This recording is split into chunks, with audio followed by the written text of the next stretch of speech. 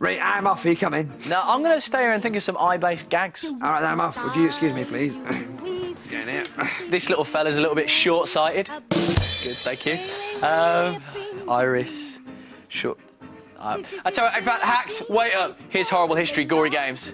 Oh, eye drop. Yes.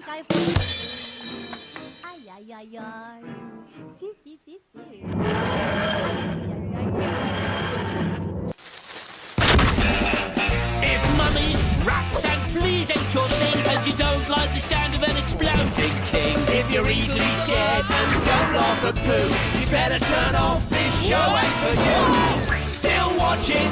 Then let's test your brains with Horrible History Gory Games. Horrible History Gory Games. Hello and welcome to Gory Games with me, Dave Lamb. And me, Rattus.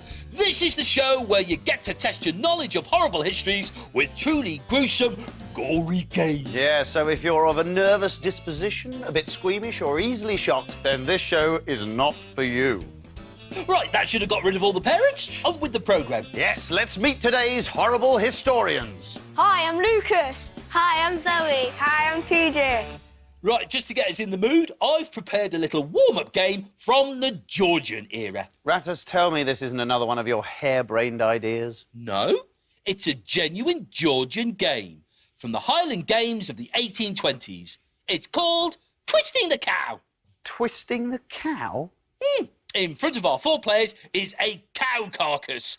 All they have to do is twist its legs off. Yeah, sorry, our contestants can't do that. Of course they can. The cow carcass is really rotten, so the legs will practically drop off. No, what I mean is they can't do that because it's disgusting. Sorry, Big Tony, can you help me get this out of here, please? I'm not having this. Oh. We have a winner! Oh, right, I'm going to need a new shirt, and when I get back, I do not want to see this useless carcass. Or a dead cow. Lucas, Zoe and TJ. You are playing to win year spheres. Each year sphere contains a historical date, and at the end of the show, your year sphere dates will be added up, with AD dates being added to your total and BC dates being subtracted from it. So, if these were your year spheres, your total would be, Rattus? 4? Oh, dear.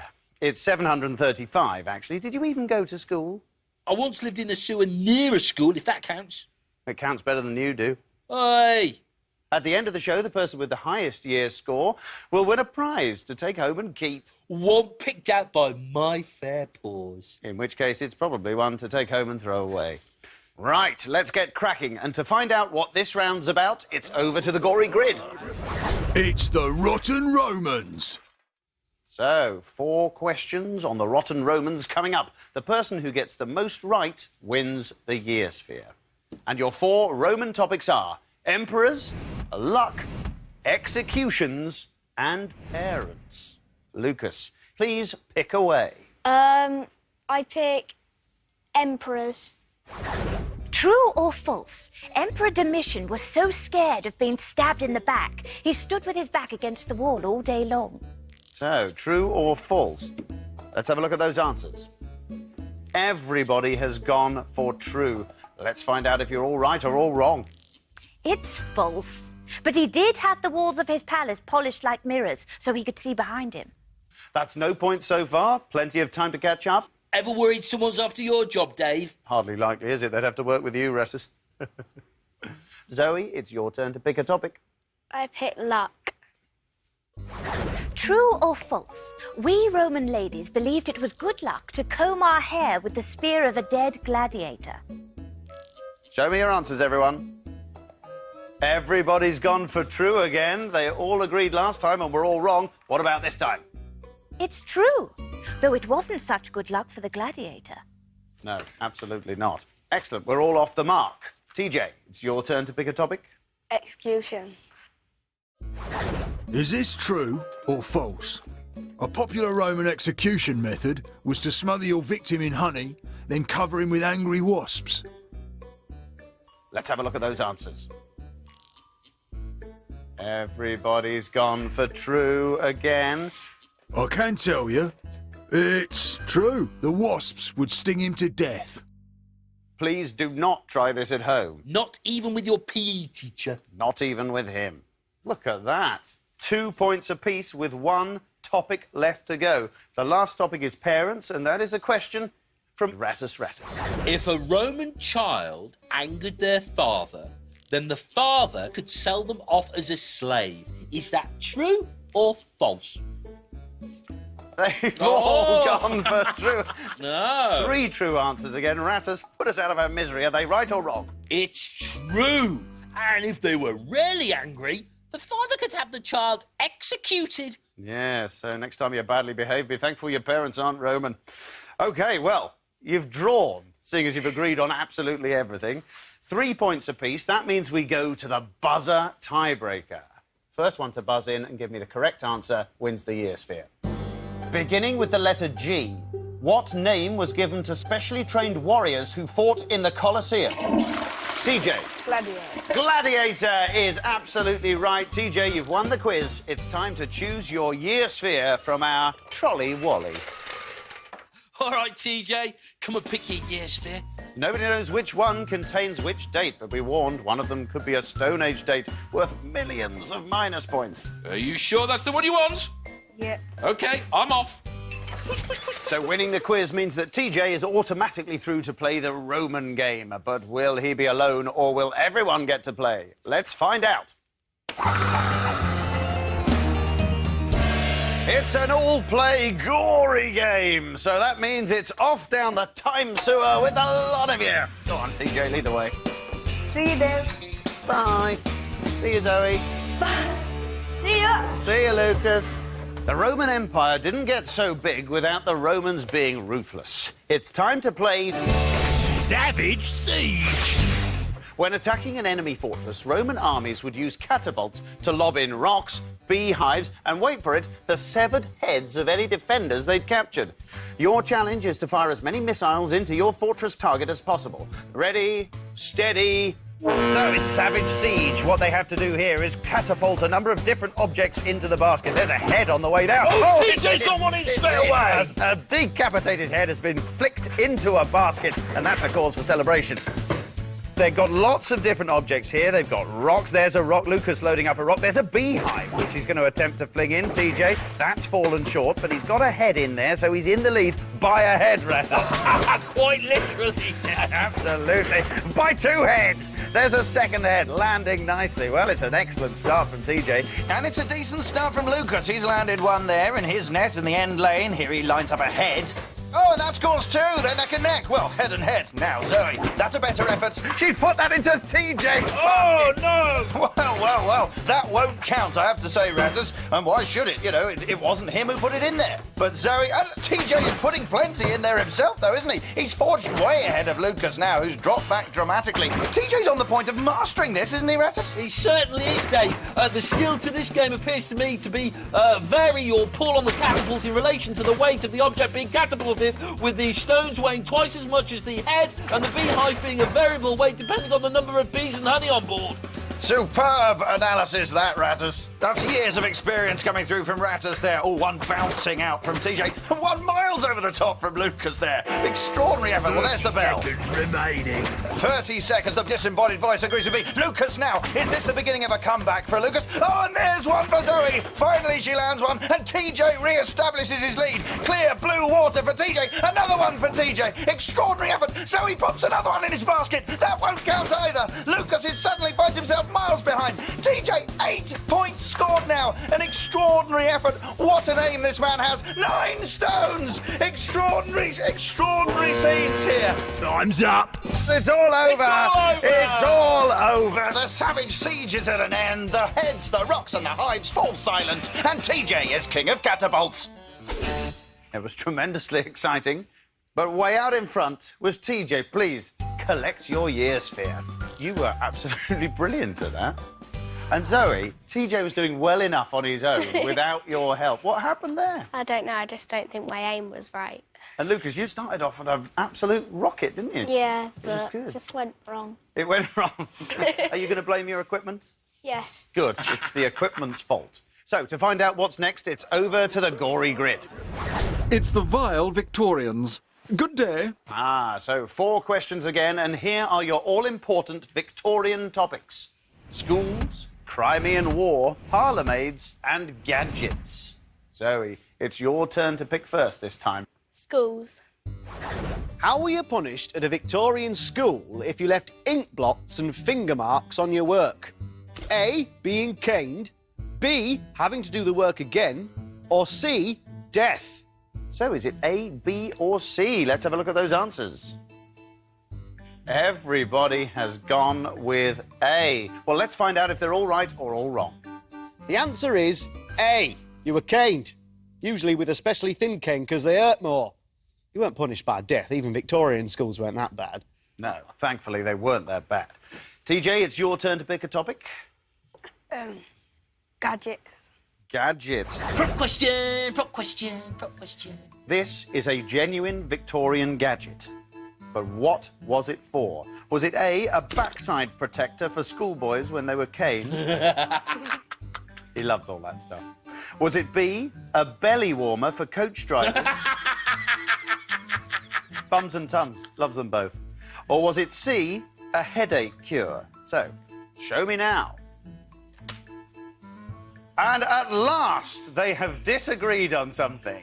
The actual correct answer is B. It was a belly warmer for coach drivers, so Lucas picks up the point. Hey, do you want to know the best way to keep your belly warm? What's that? Plenty of fur. Not something we can all do. Lucas, it's your turn to pick a topic. Crimean War. Crimean War. Ratus, in your own time? Which of these items of clothing does not take its name from the Crimean War? Was it A, the balaclava, B, the Wellington boot, or C, the cardigan? OK. Let's see your answers now, please. Up they come. Zoe and TJ agreeing on B. Lucas out on his own again on C. Ratus, which is it? The answer is B, the Wellington boot, named after the Duke of Wellington, famous from the Battle of Waterloo, and that wasn't part of the Crimean War. The cardigan was invented by the Crimean officer, Lord Cardigan, and the balaclava was named after the famous Crimean Battle of Balaclava. Oh, I've just come over all Brady again. Oh. At last, a bit of peace and quiet. I'm up again. Couldn't last. Never mind. Everyone on 2 points. Excellent. Last question this round is on parlourmaids, and here it comes. A parlourmaid in a posh Victorian house had to work long days. But just how long were their days? Were they A, 12 hours, B, 14 hours, or C, 16 hours? So, a parlourmaid had to work very long hours, but just how long? Let's see your answers now, please. Wow, Lucas and Zoe agreeing on C. TJ striking out on his own on B. The answer is C. Maids worked 16 hours a day from 6:30 a.m. till 10:30 p.m, but they did get paid nearly £6. That's a year, obviously, not per hour. I'd have done it for that. Lucas and Zoe, it's fingers on buzzers time to decide the fate of the year sphere. Beginning with the letter S, what did all children have to attend after a new law? Lucas. School. School is the correct answer. Well done, Lucas. You've just won your first year sphere.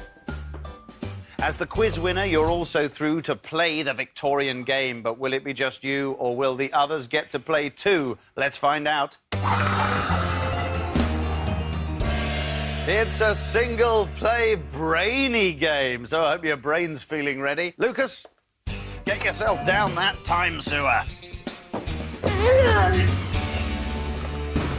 Isambard Kingdom Brunel. Designer, engineer, visionary and rubbish magician. Yes, back in 1843, one of the Victorian age's greatest minds got a coin stuck in his throat while doing a magic trick. He eventually managed to dislodge it using a clever device. It's time to play Barmy Brunel. Your challenge is to work out which cog goes where. Once they're all in the right place, you can turn the wheel and flip Brunel upside down to dislodge the coin and win your year sphere. But be quick, you're against the clock, which is starting to tick now. So, Lucas is underway on this Barmy Brunel challenge. He's got a very small one in his hand. Well, that's That's not going to go in there. I can't imagine he'll leave that there. Oh, he's left it there. I'm not entirely sure he understands the principle of cog mechanism. Yes, I don't think you're going to get Brunel moving very far with that tiny little fella lying next to the main crank cog. There's Brunel lying there. He's not going to be doing anything, I don't think. Dave, I have to say, a technological marvel is just one of the phrases that does not describe this machine. Have to agree with you at the moment. Mind you, having said that, once the cogs are in the right place, it definitely does work. The trouble is, Lucas doesn't seem to understand the basic principles here. That's not touching anything. That's not going anywhere. It's looking grim for Barmy Brunel. Yep. No, that's not going to work. Rattus, pass me that letter. Maybe now's a good time to mention we've had a lovely cake sent in, Rattus, by a Mrs. Jones of East Grinstead. It's a lovely strawberry cake, and we're absolutely delighted to receive it, so thank you very much, Mrs. Jones. We'll have that with a cup of tea later on. Was that the one with blue icing? That was the one with blue icing. I just found that a bit odd. What do you mean? Have you eaten it? Ah, that's a shame. I was looking forward to that. 30 seconds remaining. So just 30 cake-free seconds remaining now. Thank you, Rattus. And it's not happening for poor old Lucas. It's very different, though, isn't it, Rattus, when you're actually down there under the bright lights, when the pressure of the moment's on you. It's all very well sitting up here and seeing how it works, but once you're down there, it's a different story. Oh, quite right, Dave. It's just not going to work out for him here. I think he's running out of time now. Time's up. And he has run out of time, so poor Barmy Brunel is going to have to choke to death, and it's all Lucas's fault. Not really. Welcome back, Lucas. Take your place behind the podium. No year sphere, I'm afraid. Brunel designed all sorts of amazing things, including what was, at the time, the biggest ship in the entire world, the SS Great Eastern. Unfortunately, when the ship was launched, the engine room exploded, killing 6 people. The horror of the explosion gave Brunel heart problems, and he died. That's not funny at all. I know, we should probably move on. Over to the gory grid to find out who's up next. It's the terrible Tudors. 4 questions as always, and here are your 4 Tudor topics. Jobs, executions, nuts, and cures. TJ, it's your turn to lead off. Execution. Executions. How many executions was I responsible for in my lifetime? Was it A, 720, B, 7,200, or C, 72,000? Is it A, B, or C? Show me now. Interesting. The answer is C, 72,000, which coincidentally is roughly my daily intake of calories. Ooh. Revolting. So, TJ, what a start. 1-0 up. Lucas, it's your turn to pick a topic. Jobs. What did my groom of the stool have to do? A, look after all my royal furniture. B, wipe my bottom. Or C, help me up onto my horse. Let's have a look at those answers. So Lucas and TJ agreeing on B, Zoe going out on her own with C. The answer is B. He had to wipe my bottom, which was a busy job, given how much I like to eat. Ooh. Yes, it might sound like a dreadful job, but groom of the stool was actually a much sought-after position because it meant that you were close to the king. Much too close. In many cases, much too close. Zoe, pick a topic. Cures. Hope you're feeling brainy. Here's my question. What was a Tudor cure for feeling sick? A, swallowing powdered human skull. B, licking a live toad. Or C, eating minced rat brains. Well done. Zoe and TJ going for A. Lucas out on his own with C. The answer is A, swallowing powdered human skull. Hope you got it right. Wow. How on earth they worked out that swallowing powdered human skull would make you feel less sick, I have no idea. OK, TJ has an unassailable lead. He's 3-1-1 up. Collect yourself a year sphere, TJ. So, TJ, you are through to play the Tudor game, but will it be all play or will it be you playing all on your own? Let's find out. It's an all-play brainy game. Well, it's time for you all to clear off down the time sewer. Lead the way, TJ. Bye, Dad. Bye, TJ. I love the way you say goodbye to me every time. Bye, Dad. Goodbye, Zoe. Elizabeth I liked to look good. Only problem was, she didn't look good. Her skin had been trashed by smallpox and lead-based makeup, so she preferred to have portraits of her younger self copied rather than have artists paint how she really looked. It's time to play Puzzling portraits. Your challenge is to assemble 2 perfect copies of an Elizabeth portrait. The only problem is, your 2 puzzles are made out of differently shaped pieces. Fiendish. Complete your puzzles quicker than the other horrible historians to win the Year Sphere. In 3, 2, 1... And they're off. They've got to build 2 identical portraits of Queen Elizabeth here, but the pieces for the 2 pictures are cut in different ways, so it's a real problem for the mind, this one. A real problem for the mind. Zoe making an easy start. Lovely. It's a considered start there, Dave, isn't it? It really is. It really is. TJ there has a first piece in place. It's a big piece. He's gone right for the centre of the picture there, Fizzog. It's a lovely technique, that, to get those big pieces down nice and early. And I have to say, Zoe seems to be doing extraordinarily well already, Ratters. She is. She's storming ahead here. Come on, boys. I could have painted a portrait of Queen Elizabeth quicker than this. Granted, it would have been a bit rubbish. Come on, Zoe. Come on, Zoe.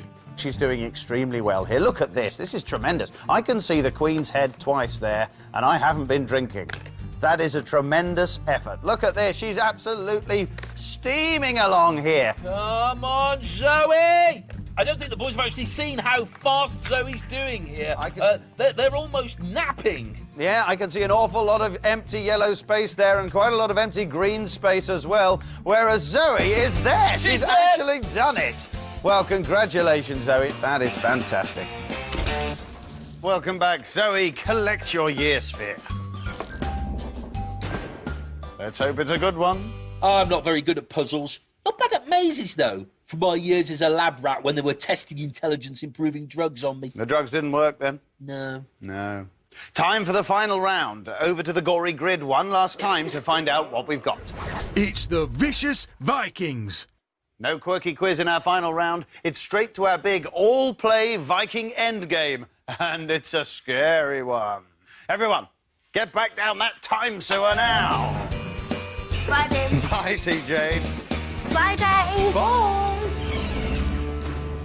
It's 793 AD, and the peaceful tranquility of the island monastery of Lindisfarne is about to come to an end. And how? It's time to play Viking Attack. You are defenseless monks. Your only hope of survival is that the Vikings won't find you. Every time you step on a sinking, squeaking wooden panel, you'll be sent back to the start. Reach the end of the path, and you're faced with 2 doors. Behind one is freedom, behind the other is a Viking. Find him, and you have to start all over again. First person to escape wins the Year Sphere. Ready, steady... So here we go, then, with Viking Attack. And they've all just got it wrong straight away. That's Immediately wrong there. Everyone back to the start. Completely wrong-footed themselves, quite literally. They literally did exactly that. Look at that monk in the background. Oh, he was sinister. They're not sinister. They're very peace-loving people, monks. I don't know why we're afraid of them. Oh, there's one there. Anyway, back to the game. It's a very, very cagey game, this. I've not seen anyone patent the dab technique yet, which would be, I think, we'd have to outlaw, where you dab your foot down at the panel that's in front of you, just to see if it's going to move. Sensibly, they haven't tried that. Oh, look at Lucas. He seems to be doing extremely well here. He's made it well over halfway already. There he is. Oh, you see it go down there. That's what happens. The panel depresses, it gives a squeak, and you're back to the start. This is squeakier than the biannual Mouse Gorgonzola Cheese Festival. And that was squeaky. It's an absolute squeak fest, that event. I've been to it many times. I think one of the difficulties with this game, Dave, is actually the fact that you can hear the other floorboards squeaking at the same time as your own squeaking floorboard, which makes it quite tricky. But the thing that's the giveaway is your foot will sink down if it's you. That's absolutely right. So Lucas is back up there. I think he might be going all the way here, Rattus. I don't want to get overexcited too early, but one more step and he's done it. It's a solid step. Now he's got the 50-50 choice. Is it freedom or is it miserable death? It's freedom! Freedom! And there's the trademark dance, and why wouldn't he dance? He's just had his life saved. Welcome back. Lucas, help yourself to a year sphere. Time to count up those year spheres. And remember, AD years are added to your total and BC years are subtracted from it. So, despite the fact that there's an imbalance in sphere numbers, anyone can still win at this stage. Lucas, we'll start with you. Show me your first sphere, please. 1918 AD, the end of the First World War. Let's have a look at your second one. 1805 AD. The Battle of Trafalgar was that year. That's a total of 3,723. That is an excellent target. Now, Zoe, seeing as we're only up to the year 2011, this could be a problem for you. Let's have a look at what you've got there. Oh, it was 1788 AD, the first European settlement in Australia. TJ, it's all down to you. 3,723 to beat. Can you do it? Let's have a look at your first sphere. 1199 AD, death of Richard the Lionheart. You're up and running. Let's have a look at the second one. 1415 AD, Henry V beat the French at Agincourt. You need 1,110 to win. Let's have a look at that final sphere. 1840 AD, Queen Victoria married Prince Albert, and that means today's winner with 4,454 points is TJ, who gets to take home the incredibly rare star prize. Incredibly rare in that it's incredibly hard to find prizes as bad as the ones Rattus comes up with. So come on then, Rattus, what's today's epic disappointment? Well, for your information, this prize is actually a beautiful ring dating back to the 17th century. That actually does sound pretty good. Unfortunately, this particular ring belonged to a victim of the famous pirate Blackbeard. And as the ring didn't slip easily off the finger, Blackbeard did what any self-respecting pirate would do. He cut the whole finger off. Rattus, you have surpassed yourself. Ooh, thank you. Not a compliment. Well, congratulations to TJ. Yes, there you go. TJ, congratulations. You might want to put it somewhere you can't see it. Well, it just remains for me to say thanks to our champion TJ and thanks also to our gallant runners-up Zoe and Lucas. And no thanks whatsoever to Rattus. Your growing frustration is thanks enough, Dave. You've been watching Gory Games. Goodbye. Was that show messy enough for you? Or would you have preferred a little more poo? Have you had your fill of blood, guts and gore? Or have we left you still wanting more? Well, keep watching. We'll be back again With Horrible Histories Gory Games.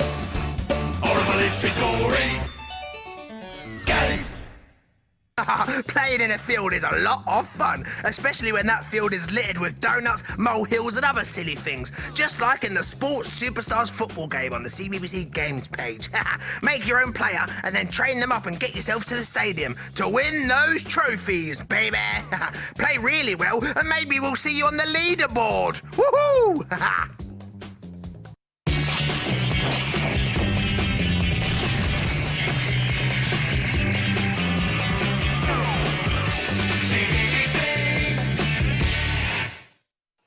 It's CBBC, and up next is young Dracula. Hey, Hax. Right. There's one thing I'm scared of, it's vampires. Oh. What are you scared of? Oh, I'm scared of that bloke off the telly, that chef bloke.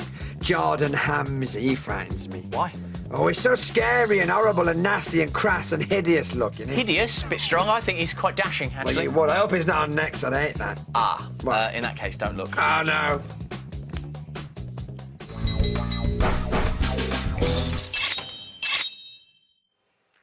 I'm Jordan Hansey, and I'm here to turn household woes into not household woes, yeah? And I'm here today to take an old lady's spinner, that's washing machine to you and me, and create a nice, good meal, yeah? Let's get started. Yes. Oh, look, excuse me, sir, but you remind me of that chap from the telly, you know, the chef guy. He makes a lovely crispy salmon. I have no idea who you're talking about, big boy.